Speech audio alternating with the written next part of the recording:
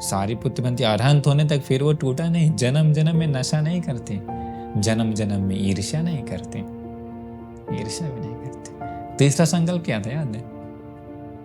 तीसरा संकल्प था उनका, किसी भी चीज में बंधित नहीं होते हैं, मतलब अटैचमेंट नहीं है, बंधन नहीं है। राजा पूछता आखिर तुम क्यों नहीं बंधते हो किसी भी चीज में, अटैचमेंट क्यों नहीं है, क्या रीजन है? वह कहता एक जन्म में मैं कितवत्स नाम का एक राजा था, उसी जन्म में मेरा एक बेटा था।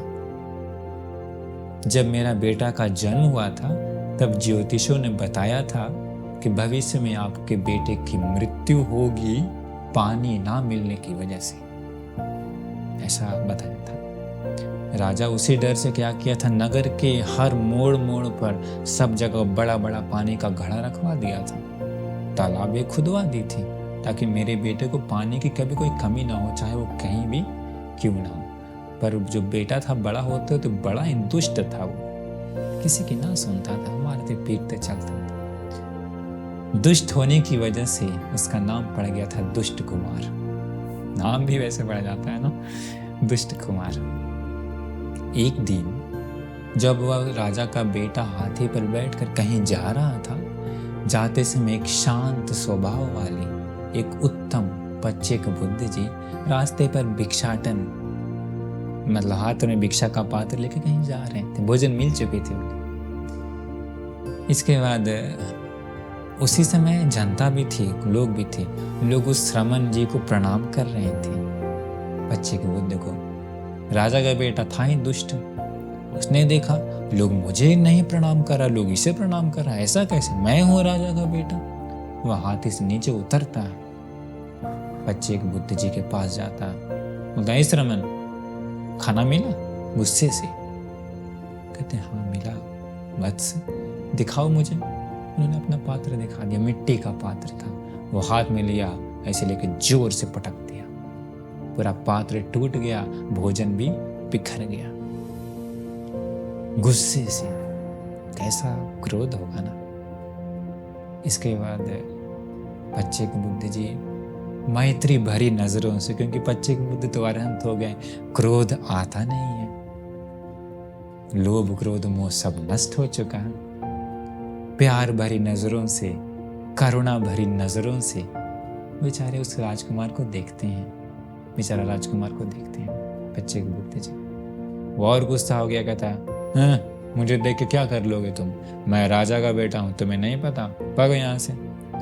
ऐसे हंसते हंसते चला जाता है, फिर से हंसते हंसते वहीं पर। पच्चेक बुद्ध जी कुछ नहीं करते, वहीं पर अपनी रिद्धि बल से आसमान से उड़ के वापस चले जाते हैं। उसी जैसे ही पच्चेक बुद्ध जी वहां पर से जाते हैं, उस राजकुमार के शरीर में एक भयंकर सा ज्वलन उत्पन्न होता है, ऐसा ज्वलन मानो बिच्छू काटी हो।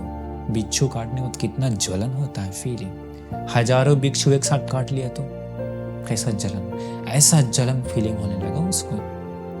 तुरंत पानी की खोज में गया, सारे घड़ों में पानी तुरंत गायब हो गया उसके लिए। तालाब के पास गया, पानी गायब, हर जगह पानी गायब। वो तड़प तड़प के वहीं पर मर गया, मृत्यु पश्चात नरक में गया। राजा को पता चला, इतना दुख, इतना, क्योंकि बेटा है ना, कुछ भी हो बेटा, बहुत दर्द हुआ, बहुत तकलीफ हुआ। वो राजा थे सारिपुत्रबंत जी, ज्ञानी व्यक्ति का स्वभाव देखिए। राजा ऐसे सोचता, मुझे इतना दुख, इतना तकलीफ क्यों उत्पन्न हुआ, मुझे उस बेटे के प्रति प्यार था, मुझे उस बेटे के प्रति लगाव था, इसी वजह से ऐसा है तो मैं उस, क्योंकि लगाव के कारण अभी बहुत दुख हुआ ना, मृत्यु हुआ, खाना नहीं खा रहा, पी नहीं रहा है, दुख हो रहा है, तड़प रहा है, डिप्रेशन, क्या क्या जो। इसलिए आज से मैं निर्वाण पाने तक, अरहंत होने तक मैं किसी भी वस्तु पर बंधन नहीं हो जाऊंगा, चाहे वो वस्तु सजीव हो या निर्जीव हो, चाहे वो वस्तु प्राण वाला हो या बिना प्राण वाला, चाहे उस वस्तु में दिल हो या ना हो, चाहे उस वस्तु में मन हो या ना हो, किसी भी वस्तु पर बंधन नहीं हो जाऊंगा। कैसा संकल्प ना, मुश्किल है ये, मुश्किल है ये। सामान्य दुनिया में देखेंगे तो कितनी चीज़ पर बंधित है, घर पर, जमीन पर, धन पर, परिवार पर, बेटा बेटी, पति पत्नी आदि कितने सारे। किसी को थोड़ा सा भी कुछ होता है तो कितना दुख होता है, कितना दर्द होता है, कितना दर्द होता है। पर वो संकल्प ले लिए उस नाई को कुछ भी हो जाए दर्द नहीं होने वाला, वो तो सामान्य बहुत मुश्किल। कोशिश करिए, एक एक संकल्प अभी बता रहे हैं, कुछ भी अगर अपने जीवन में अपना लेते हैं तो शायद वो आ जाए। क्योंकि संकल्प अगर अच्छे से कर लिए तो और प्रैक्टिस भी करते हैं तो आता है जन्म जन्म। तो वो था तीसरा संकल्प। अभी नाई से पूछ रहा है कौन? राजा। राजा बोलता है चौथा संकल्प, क्रोध तुम नहीं की, आखिर वो कैसे? वह नाई कहता है पहले मैं एक ऋषि था, नाम बताता अरक ऋषि था। उसी जन्म में मैं 7 साल तक अखंड रूप से मैत्री साधना किया, अखंड रूप से हर पल हर समय, चलते वक्त, बैठते वक्त, टहलते वक्त, खड़े रहते वक्त, लेटे रहते वक्त अखंड मैत्री किया है हर प्राणियों के प्रति, सच्चे दिल से, रटन विद्या नहीं। इतना मैत्री किया 7 साल तक। वो कहते हैं 7 साल मैत्री करने की वजह से संवट्ठ विवट्ठ कल्प, मतलब बहुत लंबे समय तक वो ब्रह्मलोक में रहे। वो कहते हैं वहां भी मैत्री के साथ ही रहता था। इतने दीर्घ काल तक मैत्री में रहने के कारण मुझे क्रोध नहीं आता। वो कहते यह 4 अंग थे किसके पास? सारिपुत्र मंत्री के पास। राजा बहुत प्रसन्न हुआ 4 अंग सुनने के बाद। राजा तुरंत इशारा किया जनता को, किसको मारो, उड़ाओ इसको। कौन? वो सेनापति जो बार बार कह रहा है कि बगीचा बनवाओ, ये कर, जो ईर्ष्या करता, जो घुस लेता था, उसको इशारा किया राजा। जनता उसको पटक पटक के मार दिया। इसके बाद राजा बहुत प्रसन्न हुआ। भगवान मुझे कहते हैं ये धम्मध्वज जातक घटना में है, ये सारी घटनाएं।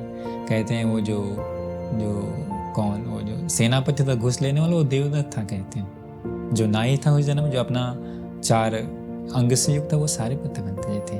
जो धम्मध्वज था मेन मंत्री, वो कोई और नहीं, भगवान बुद्ध जी थे, बोधिसत्व। तो देखिए ये 4 संकल्प सारिपुत्र मंत्री का पिछले जन्मों में किए, नशा नहीं किए। वो कोशिश करिए लेकर के अखंड रूप से पालन करने के लिए। ईर्ष्या नहीं की।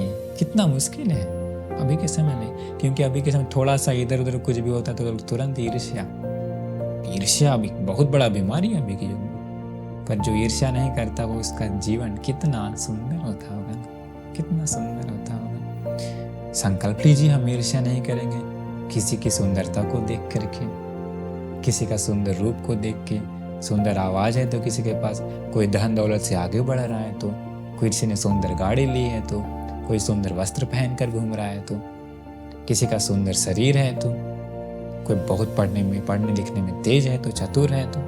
पर अभी ऐसा नहीं, हर चीज में लोग ईर्ष्या करते हैं। ईर्ष्या एक बहुत है दुर्गुण है, बहुत खराब गुण है। उत्तम मुनि लोगों का स्वभाव है, वो लोग ईर्ष्या नहीं करते। कोशिश करिए, बंधन नहीं हो तो बहुत मुश्किल है, लेकिन ना देखिए कोशिश करिए क्रोध नहीं करने के लिए। तो ये था अरहंत सारिपुत्र मुनि जी का 4 संकल्प पिछले जन्मों का।